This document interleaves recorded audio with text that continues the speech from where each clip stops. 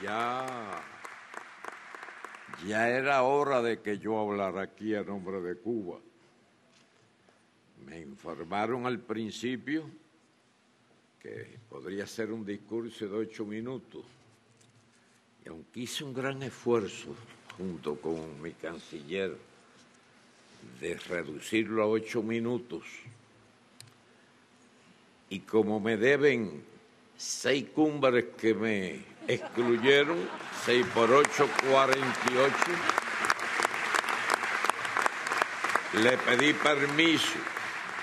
pedí permiso al presidente Varela unos instantes antes de entrar a este magnífico salón para que me cedieran unos minuticos más, sobre todo después de tantos discursos interesantes que estamos escuchando. Y no me refiero solo al del presidente Obama, sino me refiero también al del presidente ecuatoriano Rafael Correa, a la presidenta Dilma Rousseff, etc. Sin más preámbulo, empezaremos. Excelentísimo señor Juan Carlos Varela, presidente de la República de Panamá, presidentas y presidentes, primeras y primeros ministros, distinguidos invitados. En primer lugar, expreso nuestra solidaridad con la presidenta Bachelet y el pueblo de Chile por los desastres naturales que han estado padeciendo. Agradezco la solidaridad de todos los países de la América Latina y el Caribe, que hizo posible que Cuba participara en pie de igualdad en este foro hemisférico, y al presidente de la República de Panamá por la invitación que tan amablemente nos cruzara. Traigo un fraterno abrazo al pueblo panameño y a los de todas las naciones aquí representadas.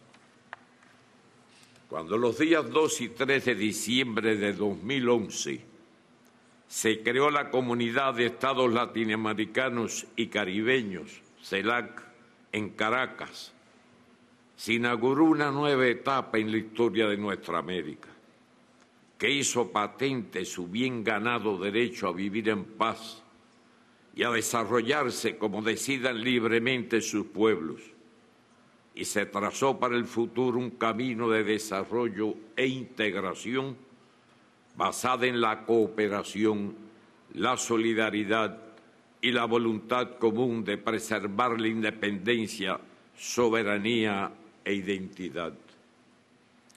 El ideal de Simón Bolívar de crear una gran patria americana inspiró verdaderas epopeyas independentistas.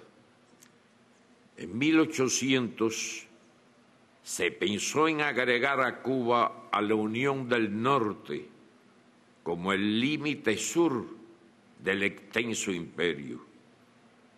En el siglo XIX surgieron la doctrina del destino manifiesto con el propósito de dominar las Américas y el mundo, y la idea de la fruta madura para la gravitación inevitable de Cuba hacia la Unión Norteamericana, que diseñaba el nacimiento y desarrollo de un pensamiento propio y emancipador. Después, mediante guerras, conquistas e intervenciones, esta fuerza expansionista y hegemónica despojó de territorios a nuestra América y se extendió hasta el río Bravo. Luego de largas luchas que se frustraron, José Martí organizó la guerra necesaria, la llamada Guerra de Martí de 1895, la Gran Guerra, como fue llamada también, empezó en 1868. Y creó el Partido Revolucionario Cubano para conducirla y fundar una república con todos y para el bien de todos, que se propuso alcanzar la dignidad plena del hombre. Al definir con certeza y anticipación los rasgos de su época, Martí se consagra al deber de impedir a tiempo con la independencia de Cuba que se extiendan por las Antillas los Estados Unidos y caigan con esa fuerza más sobre nuestras tierras de América. Fueron sus palabras textuales. Nuestra América es para él la del criollo, del indio, la del negro y del mulato. La América mestiza y trabajadora que tenía que hacer causa común con los oprimidos y saqueados. Ahora, más allá de la geografía, este es un ideal que comienza a hacerse realidad. Hace 117 años, el 11 de abril de 1898, el entonces presidente de los Estados Unidos solicitó al Congreso autorización para intervenir militarmente en la guerra de independencia que por cerca de 30 años libraba Cuba en esos momentos, ya ganada prácticamente al precio de ríos de sangre cubana.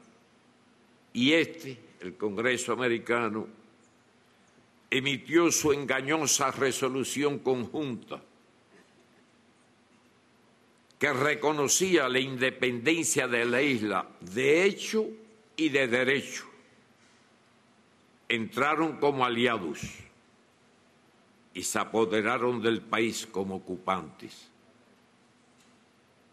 Se impuso como un apéndice a su Constitución la enmienda Platt por el nombre del senador que la propuso, que la despojó de su soberanía.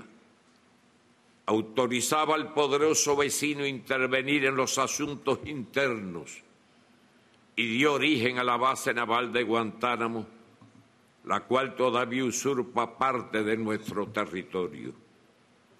En ese período se incrementó la invasión del capital norteño. Posteriormente hubo 2 intervenciones militares y el apoyo a crueles dictaduras. Cuando los cubanos al comienzo del siglo XX hicieron su constitución, su proyecto de constitución, y se la presentaron al gobernador autonombrado por su país, un general norteamericano, les contestó que ahí faltaba algo. Y al preguntar a los cubanos constituyentistas, les respondieron: esta enmienda que presenta el senador Platt, que da derecho a intervenir en Cuba cada vez que sea considerado por los Estados Unidos. Hicieron uso de ese derecho. Por supuesto, los cubanos lo rechazaron y la respuesta fue: muy bien, nos quedaremos aquí. Eso se mantuvo hasta 1934.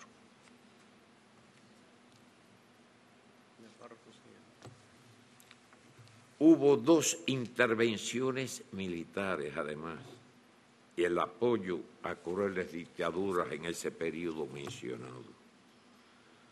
Predominó hacia América Latina la política de las cañoneras y luego del buen vecino.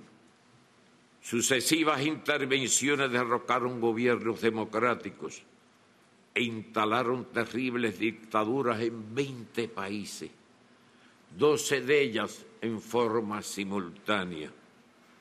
¿Quién de nosotros no recuerda esa etapa bastante reciente de dictaduras por todas partes, fundamentalmente en Sudamérica, que asesinaron a cientos de miles de personas? Y el ejemplo del presidente Salvador Allende nos llegó un ejemplo imperecedero. Hace exactamente 13 años se produjo el golpe de Estado contra el entrañable presidente Hugo Chávez Frías, que el pueblo derrotó. Después vino casi inmediatamente el costoso golpe petrolero. El 1 de enero de 1959, 60 años después de la entrada de los soldados norteamericanos en La Habana, triunfó la Revolución Cubana y el ejército rebelde comandado por el comandante Fidel Castro Ruz llegó a la capital. El mismo día, exactamente 60 años después. Esas son de esas incomprensibles ironías de la historia.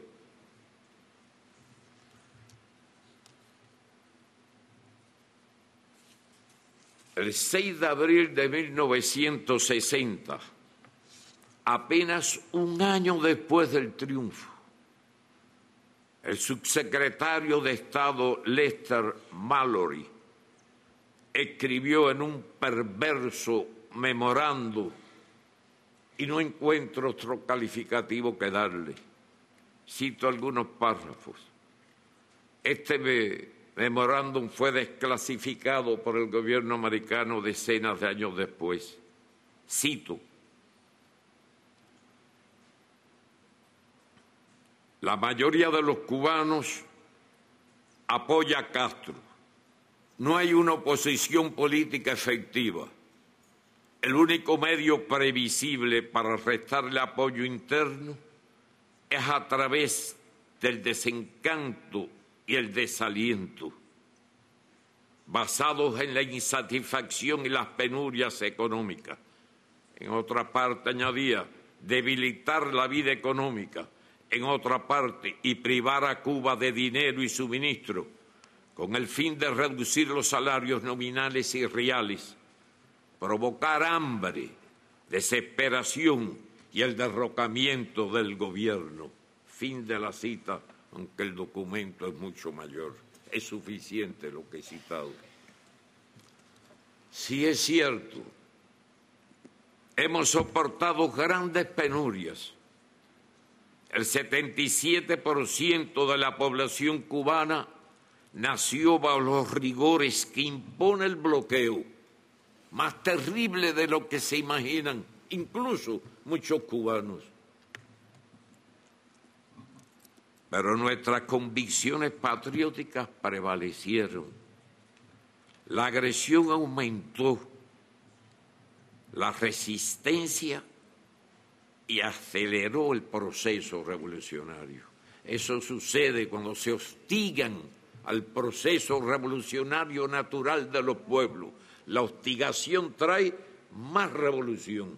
La historia lo demuestra, y no solo en el caso de nuestro continente o de Cuba.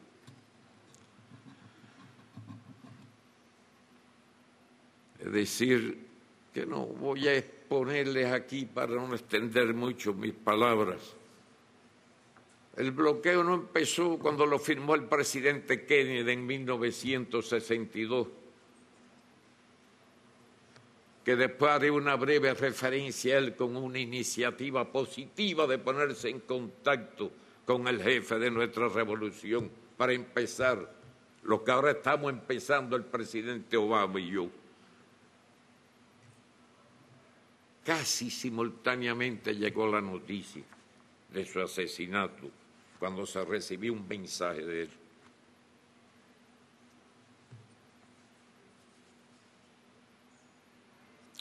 Es decir, que la agresión aumentó.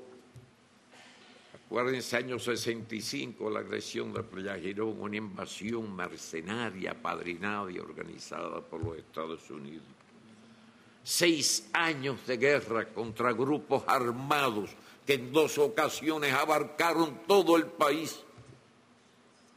No teníamos ni un radar y aviación clandestina, no se sabe de dónde salió, arrojando armamento en paracaídas. Miles de vidas nos costó ese proceso.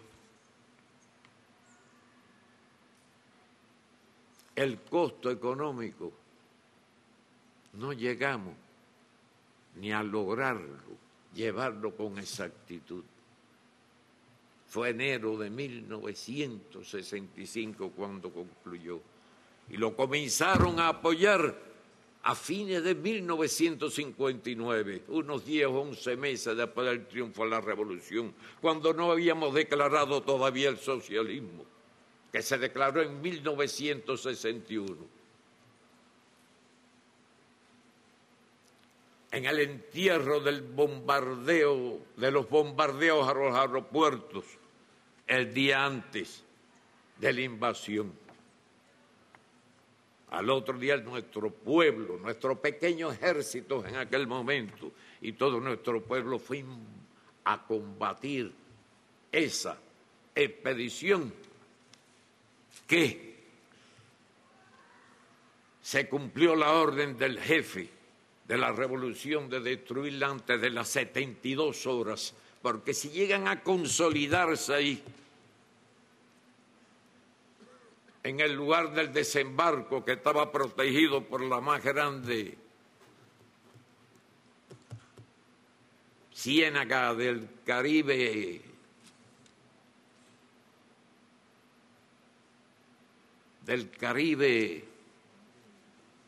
isleño,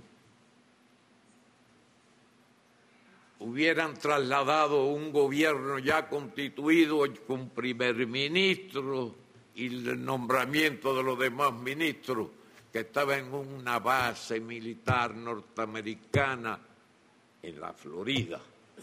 Si llegan a consolidar la posición que ocuparon inicialmente, trasladar ese gobierno a Playa Girón era fácil. Inmediatamente la OEA, que ya nos había sancionado por proclamar ideas ajenas al continente, etcétera, le hubiera dado su reconocimiento. El gobierno constituido en Cuba, basificado en un pedacito de tierra, hubiera pedido ayuda a la OEA y la ayuda estaba sobre barcos de guerra americanos a 3 millas de la costa, que era el límite entonces que existía de las aguas territoriales. Como ustedes conocen, ahora son 12. Y la revolución se siguió fortaleciendo, radicalizándose. Lo otro era renunciar. ¿Qué hubiera pasado? ¿Qué hubiera pasado en Cuba? ¿Cuántos cientos de miles de cubanos hubieran muerto? Porque ya teníamos cientos de miles de armamento ligero. Habíamos recibido los primeros tanques que no sabíamos ni manejar bien. La artillería, sabíamos tirar cañonazos, pero no sabíamos dónde iban a dar. Lo que unos milicianos aprendían por la mañana tenían que enseñárselo a los otros por la tarde. Pero hubo mucho valor, había que ir por un solo itinerario, porque era una ciénaga donde las tropas no se podían desplegar, ni transitar los tranques o vehículos pesados. Tuvimos más bajas que ellos, que los atacantes. Por eso se cumplió la orden de Fidel, liquidarlos antes de las 72 horas. Y esa misma flota americana fue la que la acompañó a esa expedición desde Centroamérica. Y estaba ahí.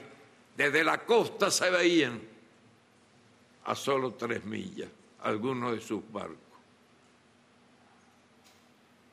¿Cuánto costó a Guatemala la invasión famosa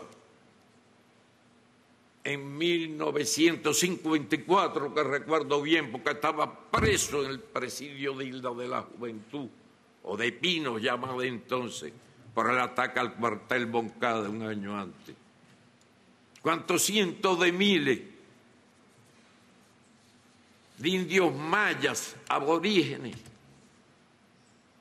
y otros ciudadanos guatemaltecos perecieron en todo un largo proceso que durará años recuperarlos? Ese fue el comienzo.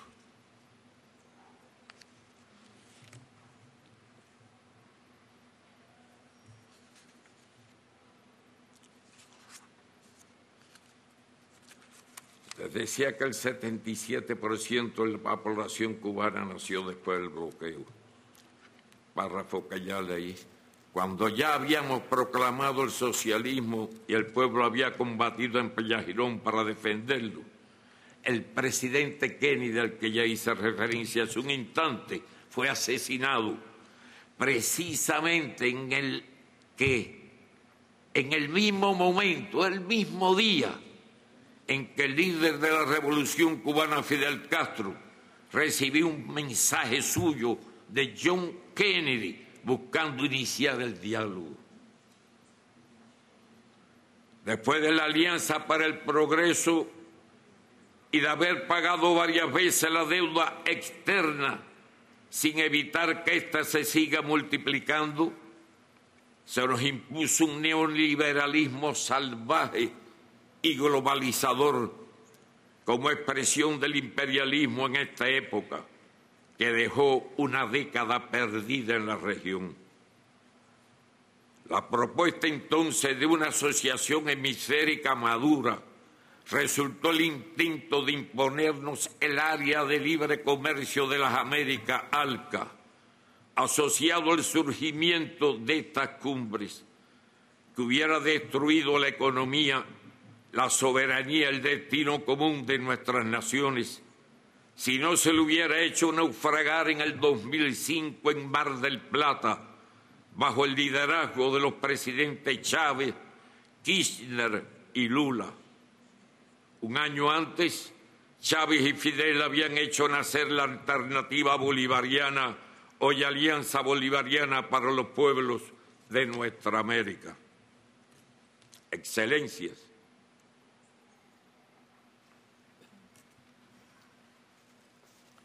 hemos expresado, y le reitero ahora al presidente Barack Obama, nuestra disposición al diálogo respetuoso y a la convivencia civilizada entre ambos estados dentro de nuestras profundas diferencias. Aprecio como un paso positivo su reciente declaración de que decidirá rápidamente sobre la presencia de Cuba en una lista de países patrocinadores del terrorismo y en la que nunca debió estar, impuesto bajo el gobierno del presidente Reagan. Maestros raristas nosotros. Sí, hemos hecho algunos actos de solidaridad con otro pueblo que puede considerarse terrorista. Cuando estábamos acorralados, arrinconados y hostigados hasta el infinito, solo había una alternativa: rendirse o luchar. Ustedes saben cuál fue la que escogimos. Con el apoyo de nuestro pueblo. ¿Quién puede pensarse que nosotros vamos a obligar a todo un pueblo a hacer los sacrificios que ha hecho el pueblo cubano para subsistir, para ayudar a otros pueblos?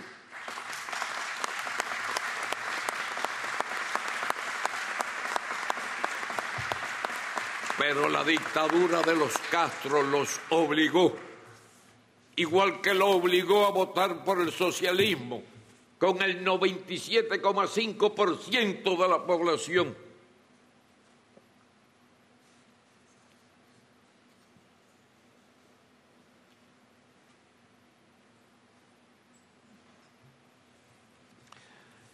Continúo, aprecio como un paso positivo la reciente declaración del presidente Obama de que se decidirá rápidamente sobre la presencia de Cuba en una lista de países patrocinadores del terrorismo y en la que nunca debió estar, les decía.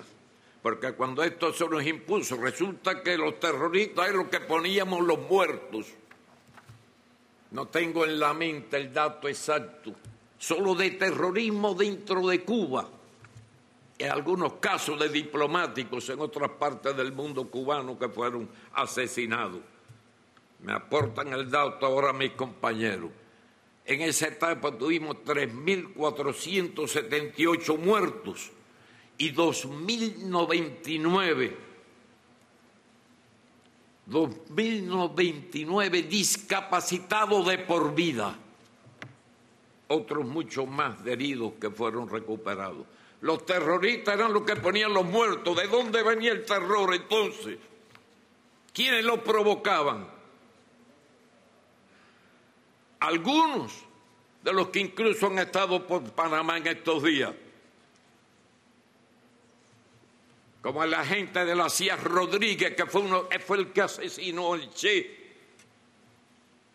y se llevó sus manos cortadas para probar por sus huellas digitales, no sé en qué lugar, que se trataba del cadáver del Che, que después recuperamos por la gestión de un gobierno amigo en Bolivia.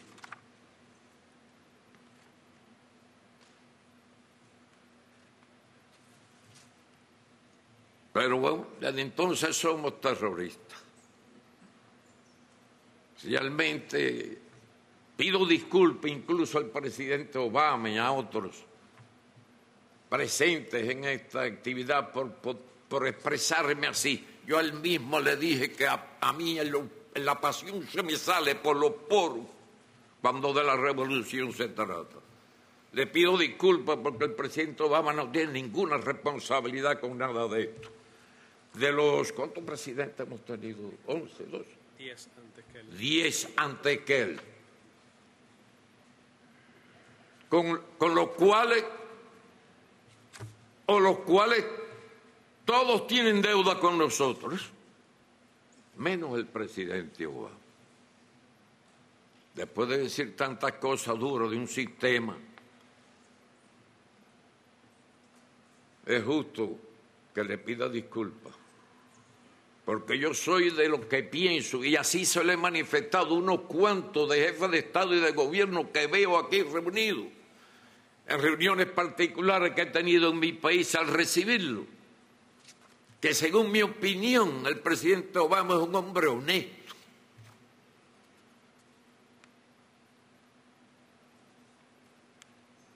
Me he leído algo de su biografía en los 2 libros que han aparecido.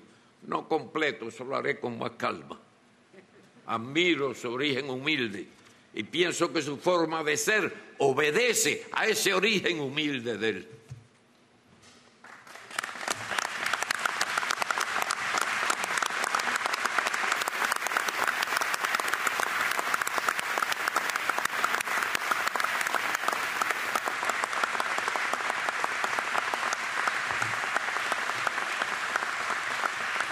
Estas palabras las medité mucho para decirle, incluso las tuve escritas, las quité, las volví a poner y las volví a quitar, y al final las dejé. Y estoy satisfecho. Hasta hoy el bloqueo económico, comercial y financiero se aplica en toda su intensidad contra la isla. Provoca daños y carencias al pueblo y es el obstáculo esencial al desarrollo de nuestra economía. Constituye una violación del derecho internacional y su alcance extraterritorial afecta a los intereses de todos los estados. No es casual el voto unánime, casi unánime, menos de Israel y los propios Estados Unidos en la ONU, durante tantos años seguidos. Y mientras existe el bloqueo, que no es responsabilidad del presidente, y que por acuerdos y leyes posteriores se codificó con una ley en el Congreso que el presidente no puede modificar, hay que seguir luchando y apoyando al presidente Obama en sus intenciones de liquidar el bloqueo. Una cuestión es...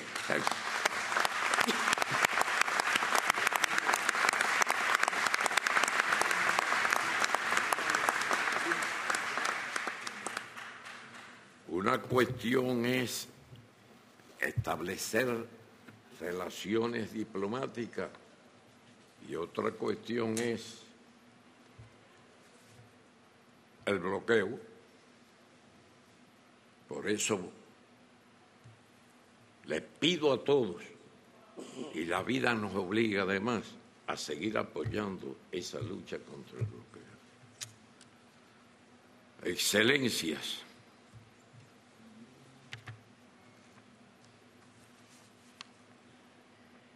hemos expresado públicamente al presidente Obama, quien también nació bajo la política del bloqueo a Cuba y al ser electo le heredó de 10 presidentes, nuestro reconocimiento por su valiente decisión de involucrarse en un debate con el Congreso de su país para ponerle fin. Este y otros elementos deberán ser resueltos en el proceso hacia la futura normalización de las relaciones bilaterales. Por nuestra parte, continuaremos enfrascados en el proceso de actualización del modelo económico cubano, con el objetivo de perfeccionar nuestro socialismo, avanzar hacia el desarrollo y consolidar los logros de una revolución que se ha propuesto conquistar toda la justicia para nuestro pueblo. Lo que haremos está en un programa desde el año 2011, cuando el Congreso del Partido, el año 2011. Y en el próximo Congreso del año que viene lo ampliaremos más, revisaremos lo que hemos hecho y lo mucho que nos falta todavía para cumplir el reto. Estimados colegas, quiero advertirles que voy por la mitad, si quieren corto o si les interesa continúo. Voy a acelerar un poco. Estimados colegas, Venezuela no es ni puede ser una amenaza a la seguridad nacional de una superpotencia como los Estados Unidos.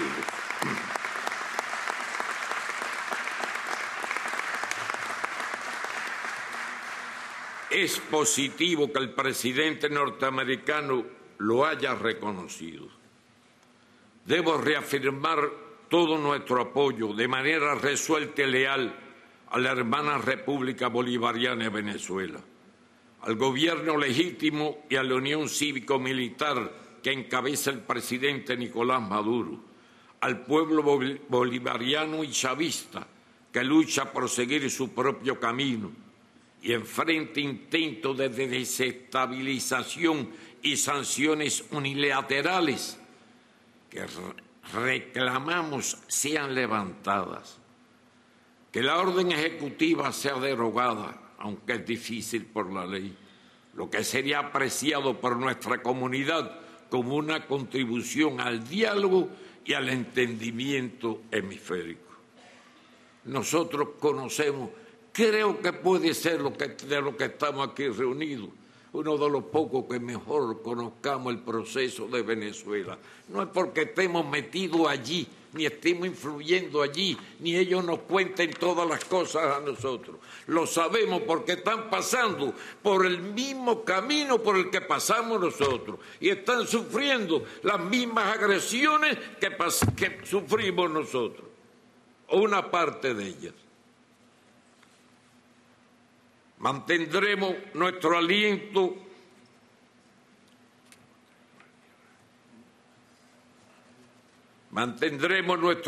a los esfuerzos de la República Argentina para recuperar las Islas Malvinas, las Georgias del Sur y las Sandwich del Sur, y continuaremos respaldando su legítima lucha en defensa de la soberanía financiera. Seguiremos apoyando las acciones de la República del Ecuador frente a las empresas transnacionales que provocan daños ecológicos a su territorio y pretenden imponerle condiciones abusivas. Deseo reconocer la contribución de Brasil y de la presidenta Dilma Rousseff al fortalecimiento de la integración regional y al desarrollo de políticas sociales que trajeron avances y beneficios a amplios sectores populares, las cuales, dentro de la ofensiva contra diversos gobiernos de izquierda de la región, se pretende revertir. Será invariable nuestro apoyo al pueblo latinoamericano y caribeño de Puerto Rico en su empeño por alcanzar la autodeterminación e independencia, como ha dictaminado decenas de veces el Comité de Descolonización de las Naciones Unidas. También continuaremos nuestra contribución al proceso de paz de Colombia hasta su feliz conclusión. Debiéramos todos multiplicar la ayuda a Haití, no solo mediante asistencia humanitaria, sino con recursos que le permitan su desarrollo y apoyar que los países del Caribe reciban un trato justo y diferenciado en sus relaciones económicas y reparaciones por los daños provocados por la esclavitud y el colonialismo.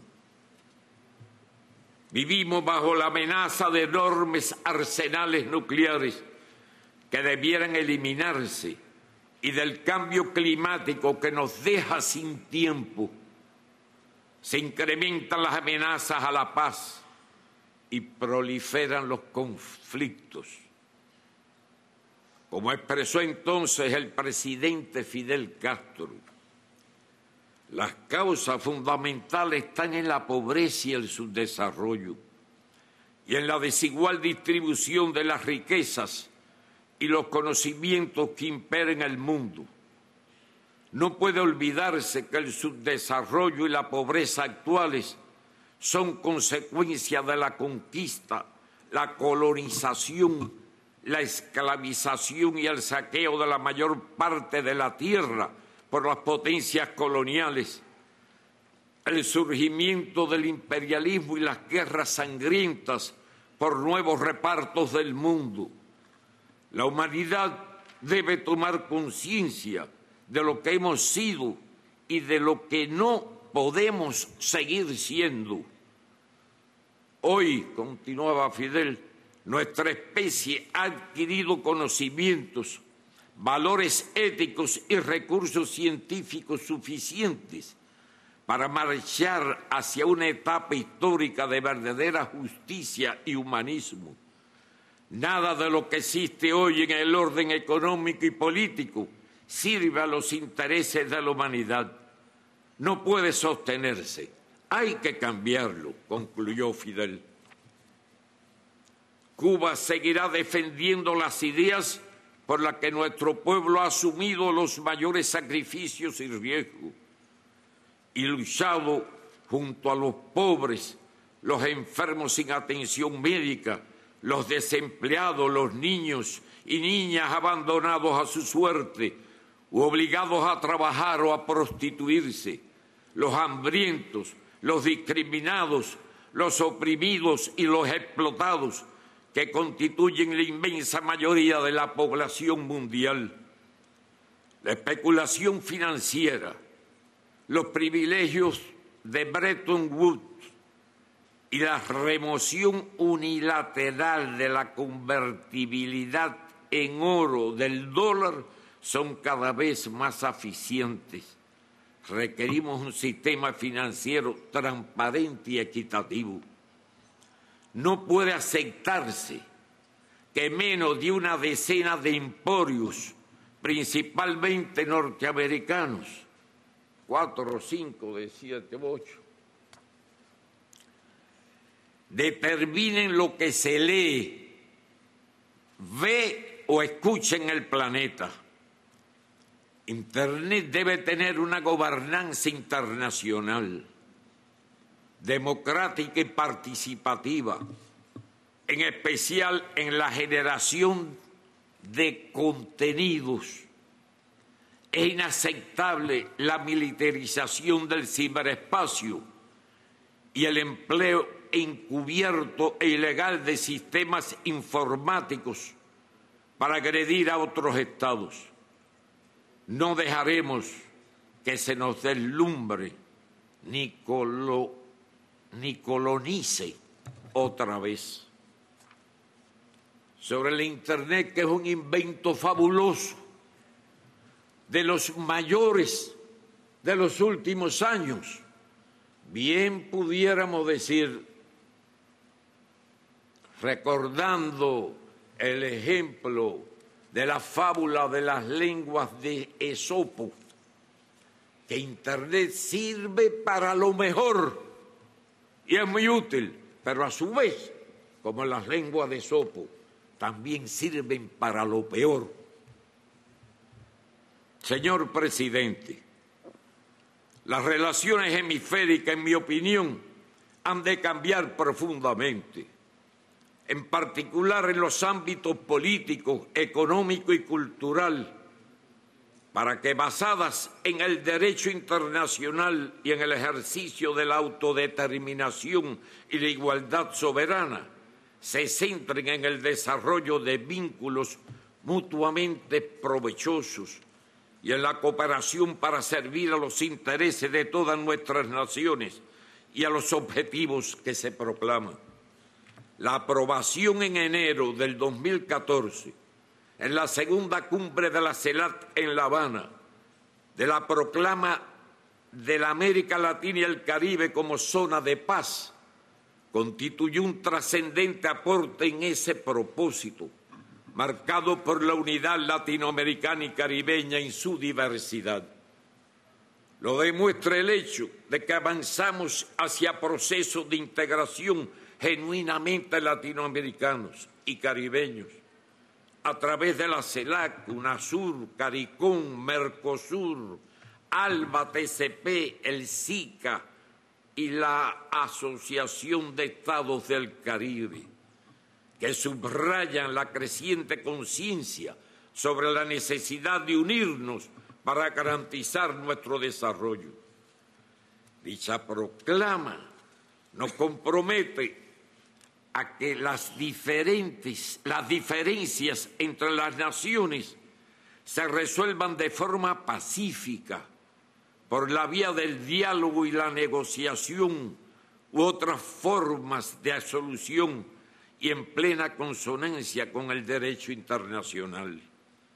Vivir en paz, cooperando unos con otros para enfrentar los retos y solucionar los problemas que, en fin de cuentas, nos afectan y afectarán a todos. Es hoy una necesidad imperiosa.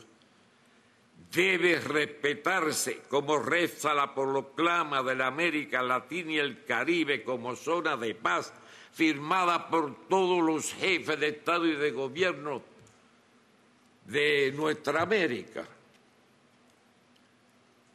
El derecho inalienable de todo Estado a elegir su sistema político, económico, social y cultural como condición esencial para asegurar la convivencia pacífica entre las naciones.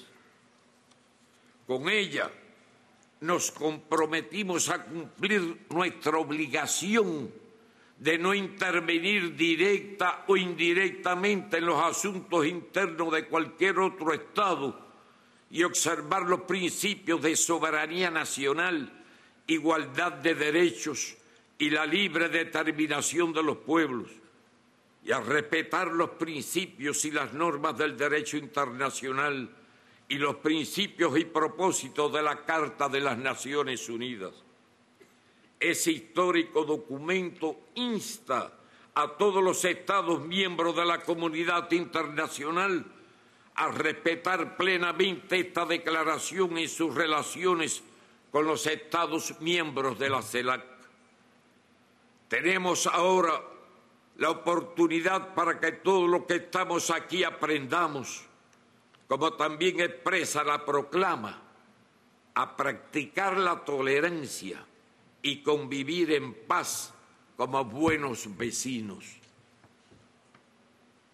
Existen discrepancias sustanciales, sí, pero también puntos en común en los que podemos cooperar para que sea posible vivir en este mundo lleno de amenazas a la paz y a la supervivencia humana. ¿Qué impide a nivel hemisférico, como ya se han estado refiriendo algunos de los presidentes que me precedieron en el uso de la palabra, qué impide a nivel hemisférico cooperar para enfrentar el cambio climático? ¿Por qué no podemos los países de las dos Américas, la del norte y la del sur, luchar juntos contra el terrorismo, el narcotráfico o el crimen organizado, sin posiciones sesgadas políticamente? ¿Por qué no buscar de conjunto los recursos necesarios para dotar al hemisferio de escuelas, hospitales, aunque no sean lujosos, un hospitalito modesto, donde la gente muere porque no hay un médico necesario para dotar el hemisferio de escuelas, hospitales, proporcionar empleo, avanzar en la erradicación de la pobreza? No se podrá disminuir la inequidad en la distribución de la riqueza, reducir la mortalidad infantil, eliminar el hambre, erradicar las enfermedades prevenibles, acabar con el analfabetismo. El pasado año establecimos cooperación hemisférica en el enfrentamiento y prevención del ébola, y los países de las dos Américas trabajamos mancomunadamente, lo que debe servirnos de acicate para empeños mayores. Cuba, país pequeño y desprovisto de recursos naturales, que se ha desenvuelto en un contexto sumamente hostil, ha podido alcanzar la plena participación de sus ciudadanos en la vida política y social de la nación, una cobertura de educación y salud universales de forma gratuita, un sistema de seguridad social que garantiza que ningún cubano quede desamparado, significativos progresos hacia la igualdad de oportunidades y en el enfrentamiento a toda forma de discriminación, el pleno ejercicio de los derechos de la niñez y de la mujer, el acceso al deporte y la cultura, el derecho a la vida y a la seguridad ciudadana.